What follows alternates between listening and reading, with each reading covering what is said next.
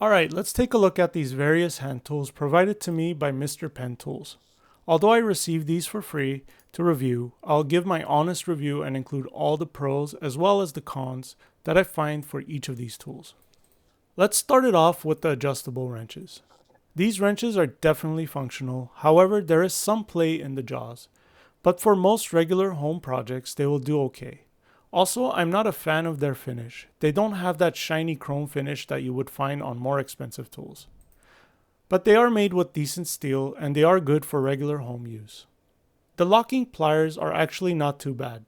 They lock and unlock without any issue, and the adjusting nut at the bottom of the handle turns and adjusts the pliers with ease. The finish on this tool is also good.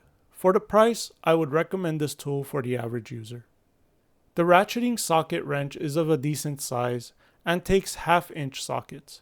It's got a flip switch that allows reversing the turn direction, and it's got a pretty nice plastic handle to help with grip. One thing I noticed about this wrench, however, is that it has some rusting on the head and I barely just removed it from the packaging. Other than that, it looks like a decent wrench. Now let's take a look at these needle nose pliers. The finish looks good and the grips feel nice as well. Also, it's got wire cutters built in, which are always handy to have. It feels a bit tight to open and close, however I expect this to loosen up over time. I think these pliers are pretty nice. Okay, let's take a look at this pipe wrench next. This is a must-have tool for any plumbing type of project around the house. It feels heavy duty and has a nice large gripping teeth to help turn stubborn pipes. It opens and closes smoothly and also has a dipped handle for extra grip. Okay, last but not least, let's take a look at this non-contact voltage tester. Right off the bat, the tester feels pretty cheap in my hands, I gotta say.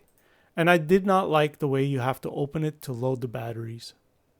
But let's go ahead and give it a try anyways, with just a standard wall outlet.